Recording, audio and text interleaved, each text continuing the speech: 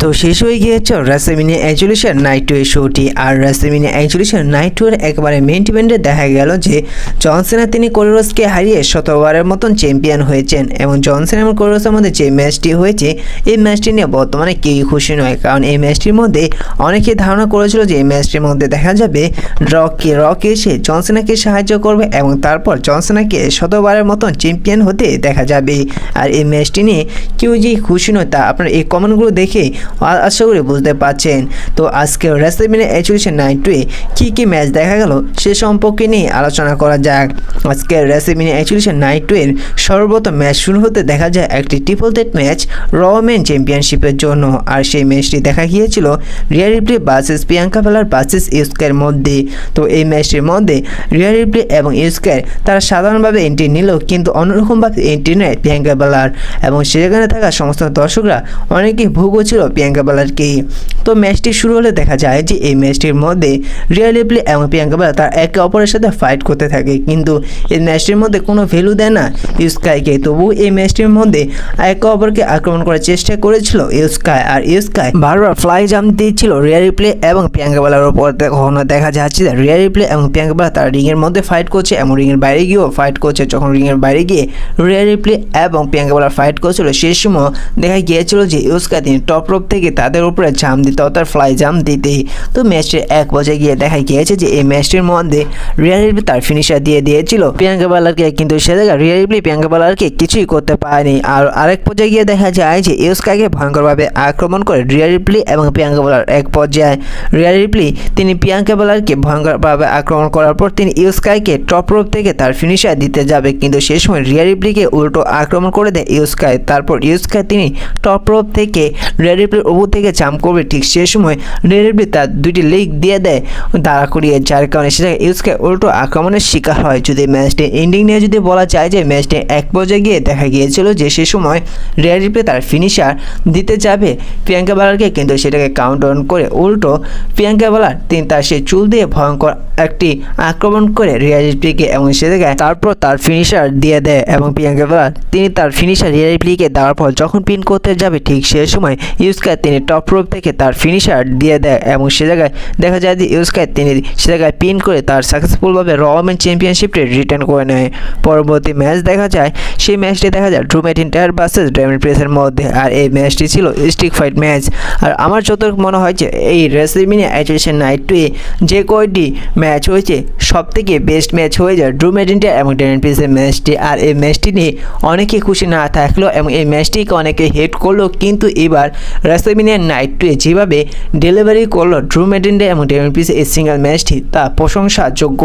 তো ম্যাচটিতে মধ্যে দেখা যায় যে দুজনের এন্ট্রি নেওয়ার পর যখন ড্রু ম্যাকইন্টায়ার তিনি প্রথম আসে এবং ডেমিন প্রিয়েস তিনি আসার পর ম্যাচটি শুরু হওয়ার আগে সে জায়গায় ডেমিন প্রিয়েসকে ভয়ঙ্করভাবে আক্রমণ শুরু করে ড্রু ম্যাকইন্টায়ার। আর যেহেতু এই ম্যাচটি ছিল স্টিক ফাইট ম্যাচ আর এই ম্যাচটির মধ্যে সমস্ত কিছু ব্যবহার করতে দেখা যাবে, যার কারণে এই ম্যাচটির মধ্যে স্টিল স্টেপ টেবিল এবং স্টিল চেয়ার সমস্ত কিছু ব্যবহার করতে দেখা গিয়েছে। ম্যাচটির মধ্যে দেখা গিয়েছে যে কখনো ড্রু ম্যাকইন্টায়ার তিনি স্টিল চেয়ার দিয়ে ডেমিন প্রিয়েসকে আক্রমণ করছে, কখনো ডেমিন প্রিয়েস তিনি স্টিল চেয়ার দিয়ে ড্রু ম্যাকইন্টায়ারকে আক্রমণ করছে। এমনকি এমন এক পর্যায়ে গিয়ে দেখা গিয়েছিল যে যখন ড্রু ম্যাকইন্টায়ার তিনি ডেমিন প্রিয়েসকে আক্রমণ করে এবং সে স্টিল চেয়ার ডেমিন প্রিয়েসের গলায় পরিয়ে যখন ক্লেমর কিক দিতে যাবে সে জায়গায় সেই চেয়ারটি পরে থাকা অবস্থায় ড্রু ম্যাকইন্টায়ারকে একটি ভয়ঙ্কর চোস্ল্যাম দিয়ে দেয় ডেমিন প্রিয়েস। এক পর্যায়ে গিয়ে এও দেখা যায় যে সে জায়গায় স্টিল স্টেপের মধ্যে ড্রু ম্যাকইন্টায়ার তার ভয়ঙ্কর ডিভিডি দিয়ে দেয় এবং রিংয়ের মধ্যে একটি ভয়ঙ্কর চোস্ল্যাম দিয়ে দেয় ডেমিন প্রিয়েস টেবিলের ওপর।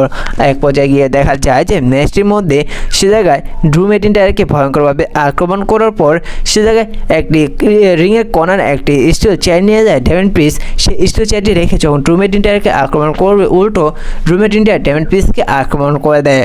পরবর্তী ডেমিন প্রিয়েস তিনি আন্ডারটেকারের মতন তিনি রিংয়ের টপ রোপে গিয়ে যখন ড্রু ম্যাকইন্টায়ারকে আক্রমণ করবে উল্টো সে জায়গায় ড্রু ম্যাকইন্টায়ার তিনি রিংয়ের বাইরে ছুঁড়ে ফেলে দেয় ডেমিন প্রিয়েসকে এবং রিংয়ের বাইরে দুইটি টেবিল বিছানো ছিল এবং সেই দুইটি টেবিলের উপর গিয়ে পড়ে ডেমিন প্রিয়েস। এবং ম্যাচটির এন্ডিং নিয়ে যদি বলা যায় যে ম্যাচটির এন্ডিংয়ে গিয়ে দেখা যায় যে জায়গায় ডেমিন প্রিয়েস ড্রু ম্যাকইন্টায়ারকে আক্রমণ করার জন্য একটি স্টিল চেয়ার রেখেছিল সে জায়গায় ড্রু ম্যাকইন্টায়ার তিনি ডেমিন প্রিয়েসকে আক্রমণ করে দেয়। তারপর সে জায়গায় ডেমিন প্রিয়েসকে রেখে একটি ভয়ঙ্কর ক্লেমর কিক দেয় ড্রু ম্যাকইন্টায়ার যায় এবং সে জায়গায় ডেমিয়ান প্রিস্টকে পিন করে আজকে সেই স্ট্রিক ফাইট ম্যাচটি ডোমিনেটের ভিক্টরি নিয়ে নেয়। আর আমার মনে হয় যে এই ম্যাচটি একটি রেসলম্যানিয়ার জন্য বেস্ট ম্যাচ ছিল। পরবর্তী ম্যাচ দেখা যায় ব্যাটল ফর রয়্যাল ম্যাচ একটি ইন্টারকন্টিনেন্টাল চ্যাম্পিয়নশিপের জন্য। আর সেই ম্যাচটি দেখা গিয়েছিল Finn Balor versus Dominik Mysterio versus Bron Breakker versus পেন্টার মধ্যে।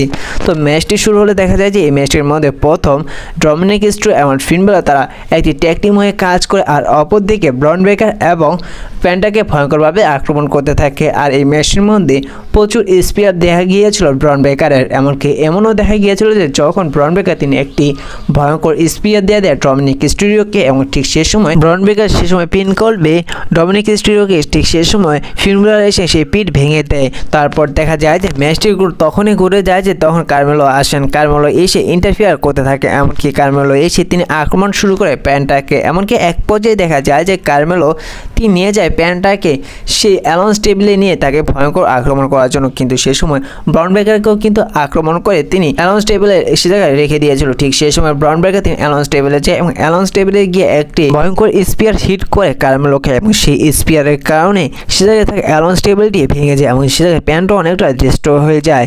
এক পর্যায়ে গিয়ে এও দেখা গিয়েছিল যে সে জায়গায় কিন্তু ডমিনিক মিস্টেরিওকে হিল টার্ন করতে দেখা গিয়েছিল ডমিনিক মিস্টেরিও। সে সময় দেখা গিয়েছিল যে তিনি ফিন বালারকেও আক্রমণ করেছিল এবং ফিন বালারকে একটি 619 দেওয়ার চেষ্টা করে, কিন্তু সে জায়গায় 619 দিতে পারে না ফিন বালারকে। ফিন বালার তিনি সে সময় ব্রন ব্রেকারকে আক্রমণ করে এবং ডমিনিক মিস্টেরিওকে আক্রমণ করে। যদি ম্যাচটি এন্ডিং নিয়ে যদি বলা যায় যে ম্যাচটি এন্ডিংয়ে গিয়ে বলা যায় যে যখন ডমিনিক মিস্টেরিও তিনি টপ রোপ থেকে তার ফিনিশার দিবে ব্রন ব্রেকারকে, ঠিক সে সময় ফিন বালার এসে ডমিনিক মিস্টেরিওকে আক্রমণ করে এবং সে জায়গায় ফিন বালার তিনি টপ রোপ থেকে তার ফিনিশার দিয়ে দেয় ব্রন ব্রেকারকে, এবং সেটার সুযোগ নিয়ে ডমিনিক মিস্টেরিও তিনি দোনোজনের উপর তার ফিনিশার দিয়ে দেয় এবং সে জায়গায় ডমিনিক মিস্টেরিও তিনি ফিন বালারকে পিন করে আজকে রেসলম্যানিয়া 41 নাইট 1-এ তিনি নতুন ইন্টারকন্টিনেন্টাল চ্যাম্পিয়ন হয়ে যায়। তারপর আসতে দেখা যায় র্যান্ডি অর্টনকে। আপনারা যেমনটা স্ম্যাকডাউনে দেখেছিলেন যে র্যান্ডি অর্টন তিনি এবার রেসলম্যানিয়া 41-এর জন্য ওপেন চ্যালেঞ্জ রেখেছিলেন। আজকে রেসলম্যানিয়া 41 নাইট 2 এসে তিনি প্রমোট করতে থাকেন এবং তিনি বলে যে তার সেই ওপেন চ্যালেঞ্জের লকার রুমে যেই থাকুক না কেন তাক সে চ্যালেঞ্জটি এসে অ্যাকসেপ্ট করুক এবং তার আর কেউ গিয়ে যাক। ঠিক সে সময়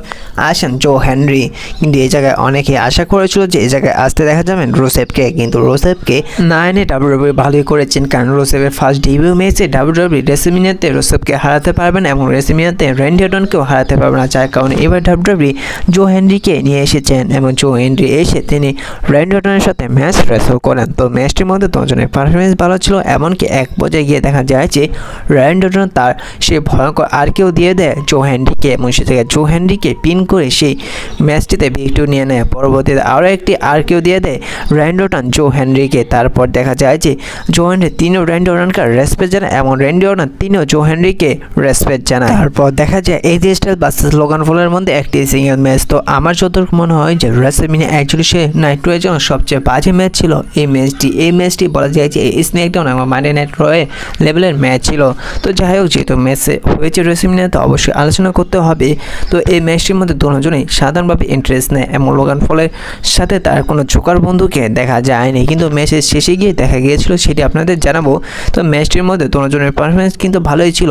এই জায়গায় এই স্টাইলের ফিনিশার ইউজ করতে দেখা গিয়েছে লোগান পলকে। তো ম্যাচটি এক পর্যায়ে গিয়ে দেখা যায় যে রিংয়ের কর্নার একজন আসেন, সে এসে লোগান পলকে একটি ব্রাশ দেওয়ার চেষ্টা করে যাতে করে এজি স্টাইলকে সেই ব্রাশের মাধ্যমে লোকআউট পাঞ্চ দিয়ে ম্যাচটিতে ভিক্টরি নিতে পারে, কিন্তু এই জায়গায় ঠিক সে সময় এসে পড়েন কেরিয়ান ক্রস এসে সেই ব্যক্তিটাকে আক্রমণ করে এবং সেই ব্যক্তির থেকে সেই ব্রাশটি নিয়ে নেয় এবং সেই ব্রাশটি নিয়ে এজি স্টাইল তার সামনে আসেন। এজি স্টাইলকে বলে যে তুমি যাও এই ব্রাশটি নিয়ে তুমি লোগান পলকে পাঞ্চ করে এই ম্যাচটিতে ভিক্টরি নিয়ে নাও, এটি আমি চাই এবং এই জায়গায় সমস্ত দর্শকরা চায়। তারপর সে জায়গায় এজি স্টাইল কেরিয়ান ক্রসের থেকে সেই ব্রাশটি নিয়ে ছড়িয়ে ফেলে দেয় এবং তিনি কেরিয়ান ক্রসকে উল্টো আক্রমণ করে। তারপর তিনি রিংয়ে যায় লোগান পলকে আক্রমণ করে এবং লোগান পলকে যখন তার ফিনিশার দিতে যাবে উল্টো সেটাকে কাউন্টার করে লোগান পল তিনি আক্রমণ করে দেয় এজি স্টাইলকে এবং এজি স্টাইলকে লোগান পল তার ফিনিশার দিয়ে দেয় এবং সেই ম্যাচটির মধ্যে লোগান পল ভিক্টরি নিয়ে নেয়। পরবর্তীতে দেখা যায় ওমেন্সের একটি ট্যাগ টিম ম্যাচ। সেই ম্যাচটির মধ্যে সর্বপ্রথম আসতে দেখা যায় লিভ মর্গানকে এবং র্যাকেলকে। তারপর আসেন সে জায়গায়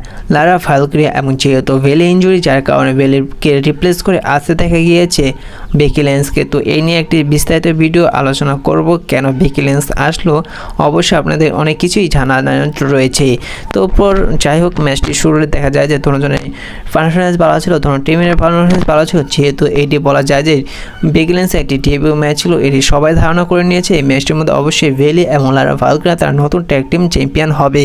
তো যেমন ভাবনা তেমন এই কাজ দেখা গিয়েছে। এই ম্যাচটির মধ্যে লিভ মর্গান এবং রেকেলকে হারিয়ে আজকে নতুন ট্যাগ টিম চ্যাম্পিয়ন হতে দেখা গিয়েছে লারা ভালকারি এবং ভেলিকে। তো তারপর আসতে দেখা যাচ্ছে স্ট্রং গোল স্টিভ অস্টিনকে তাকে এসে প্রমোট করতে দেখা গিয়েছিল এবং সে জায়গায় কতজন দর্শক এসেছেন তিনি সেই বলেছেন। তো তা নিয়ে বিস্তারিতভাবে আলোচনা করার কোনো প্রয়োজন নেই। তারপর দেখা গিয়েছে আজকে রেসলম্যানিয়া এক্সিবিশন নাইট এর একেবারে মেইন ইভেন্টে জন সিনা ভার্সেস কোডি রোডস। তো ম্যাচটি শুরু করার আগে আপনাদের একটি বিষয় জানাই, এবার রেসলম্যানিয়া এক্সিবিশন নাইট ওয়ানে যে ট্রিপল থ্রেট ম্যাচ হয়েছিল CM Punk versus Roman Reigns versus Seth রোলিন্সের মধ্যে, ডাব্লিউডাব্লিউ কিন্তু এই ম্যাচটি এবার রেসলম্যানিয়া এক্সিবিশন নাইট 2 এ রাখতে পারত। ডাব্লিউডাব্লিউ যেভাবে বাজেভাবে অনুষ্ঠিত করলো কোডি রোডস এবং জন সিনার ম্যাচটি তার চেয়ে বেস্ট ম্যাচ ছিল একবারে রেসলম্যানিয়াটাকে এন্ডিং করার জন্য সেথ রোলিন্স সিএম পাঙ্কের সেই ট্রিপল থ্রেট ম্যাচটি। তো যাই হোক, হয়ে গিয়েছে এবার রেসলম্যানিয়া এক্সিবিশন নাইট 2 এর মেইন ইভেন্টের এন্ডিংটি। তো সেইটি নিয়ে আলোচনা করা যাক। তো সে জায়গায় আসতে দেখা যায় কোডি রোডসকে। কোডি রোডস তো তিনি আসেন ভিআইপি ভাবে, কিন্তু জন সিনাকে তেমন ভিআইপি ভাবে আসতে দেখা যায় না। তো ম্যাচটি শুরু হলে দেখা যায় যে প্রথমত কোডি রোডসের সাথে জন সিনা তিনি ফাইট করতে চাইছে না, তিনি বারবার রিং ছেড়ে চলে যাইতে চাইছে। কিন্তু ম্যাচটি এক পর্যায়ে গিয়ে দেখা যায় যে জন সিনা তিনি ফাইট ব্রেক করে এবং তিনি সে জায়গায় আক্রমণ করতে থাকে কোডি রোডসকে। কিন্তু সে সময় কোডি রোডসকে কিছু করতে পারছিল না জন সিনা, কিন্তু কোডি রোডসও তিনি পাল্টা আক্রমণ করছিল জন সিনাকে। ম্যাচটির মধ্যে জন সিনা তিনি অনেকবার চেষ্টা করছে কোডি রোডসকে হারানোর জন্য, তিনি কি সে জায়গায় জন সিনা কিছুই করতে পারছে না কোডি রোডসকে। এবং কোডি রোডসও তিনি অনেক চেষ্টা করছে জন সিনাকে হারাতে, কোডি রোডসও কিছুই করতে পারছে না। ম্যাচটির মধ্যে দেখা গিয়েছে যে টপ রোপ থেকে জন সিনা তার ফিনিশার হিট করেছে কোডি রোডসকে, কিন্তু তবুও সে জায়গায় কোডি রোডস তিনি চেক আউট করে দিয়েছেন। ম্যাচটির মধ্যে গিয়ে দেখা গিয়েছে যে জন সিনা তার ভয়ঙ্কর সাবমিশন লক লাগিয়ে দিয়েছেন কোডি রোডসকে। তারপর কোডি রোডস তিনি যেভাবেই হোক তিনি সে দড়ির সামনে যেতে চাইছিল, কিন্তু বারবার সেই দড়ি থেকে আবার রিংয়ে মিডলে এসে আবার বারবার সাবমিশন লক লাগাচ্ছে কোডি রোডসকে জন সিনা। তো এক পর্যায়ে দেখা গিয়েছে যে কোডি রোডসকে দেখা যায় যে আক্রমণ করতে জন সিনা, এবং যার কারণে জন সিনা তিনি গিয়ে আক্রমণের শিকার হয় রেফারির সাথে এবং সে জায়গায় রেফারি পড়ে যায়। তারপর ঠিক সেই সময় দেখা যায় যে রিংয়ের কর্নারে থাকা সে ফর্মটি খুলে ফেলে জন সিনা এবং সে জায়গায় জন সিনা কোডি রোডসকে আক্রমণ করে এবং সে জায়গায় আক্রমণ করে তিনি পিন করার চেষ্টা করে, কিন্তু সে জায়গায় রেফারি থাকে না। তারপর দেখা যায় যে সে জায়গায় ট্রাভিস স্কট আসেন। ট্রাভিস স্কট এসে সে জায়গায় কোডি রোডসকে ইন্টারফেয়ার করে। প্রথমত কোডি রোডসকে ইন্টারফেয়ার করার পরও তারপর দেখা যায় যে জন সিনা তিনি ট্রাভিস স্কটের সাথে হাত মিলায়। পরবর্তীতে রিংয়ের মধ্যে আবার রেফারি চলে আসলে সে জায়গায় কোডি রোডস তার ফিনিশার দিয়ে দেয় জন সিনাকে, এবং সেই সময় যখন রেফারি তিনি কাউন্টডাউন করতে যাবে ঠিক সেই সময় ট্রাভিস স্কট তিনি রেফারিকে টান দিয়ে রিংয়ের বাইরে নিয়ে যায় এবং ট্রাভিস স্কটকে দেখে কিন্তু জন সিনা অনেক খুশি হয়েছিল। তারপর যেটা দেখে কোডি রোডস অনেকটা রেগে যায়। তারপর ট্রাভিস স্কটকে রিংয়ে যেতে পড়ে এবং ট্রাভিস স্কট রিংয়ে যায়, এমন রিংয়ে যাওয়ার পর ট্রাভিস স্কটকে কোডি রোডস তার ফিনিশার হিট করে দেয়। তারপর সে জায়গায় দেখা যায় যে সে জায়গায় নিয়ে আসেন জন সিনা সে আনডিসপিউটেড টাইটেলটি, এবং তিনি যখনই জন সিনা সে আনডিসপিউটেড টাইটেলটি দিয়ে কোডি রোডসকে আক্রমণ করতে যাবে ঠিক সেই সময় সেই টাইটেলটি ছিনিয়ে নেয় কোডি রোডস জন সিনার কাছ থেকে, এবং সেই সময় জন সিনা তিনিও প্রস্তুত হয়ে যায় যে কোডি রোডসকে টাইটেল হিট মারার জন্য। কিন্তু সে জায়গায় জন সিনা মাপ চায় এবং সে জায়গায় অ্যানাউন্স টেবিলে থাকা সে মাইকেল কল বলছে যে এবার জন সিনাকে আক্রমণ করে কোডি রোডস ব্যাড গায় হবে নাকি গুড গায় হবে। তারপর দেখা যায় যে কোডি রোডস সেই টাইটেলটি নিচে ফেলে দেয় এবং সে জায়গায় মাইকেল কল বলে যে কোডি ইজ গুড গায়। তারপর সে জায়গায় দেখা যায় যে জন সিনা তিনি একটি লো ব্লো দিয়ে দেয় কোডি রোডসকে, এবং সে জায়গায় দেখা যায় যে জন সিনা সেই টাইটেলটি তুলে নিয়ে ভয়ঙ্কর একটি টাইটেল শট মারে কোডি রোডসের মাথায়, এবং তারপর সে জায়গায় রেফারিকে উপরে উঠে আসতে পড়ে এবং রেফারি উঠে আসলে এবং সে জায়গায় জন সিনা কোডি রোডসকে পিন করে। সে জায়গায় পিন করে জন সিনা আজকে রেসলম্যানিয়া নাইট 2 তিনি 17 বারের মতন চ্যাম্পিয়ন হয় এবং পূর্ণ করে তার স্বপ্ন এবং রেকর্ড ব্রেক করে রিড প্লেয়ারে। তো এই ম্যাচটি নিয়ে অনেকে খুশি নয়, কারণ এই ম্যাচটির মধ্যে অনেকে অনেক কিছু আশা করেছিল। তো আজকে রেসলম্যানিয়া নাইট 2টি আপনাদের কেমন লাগলো অবশ্যই কমেন্ট করে জানিয়ে দিবেন।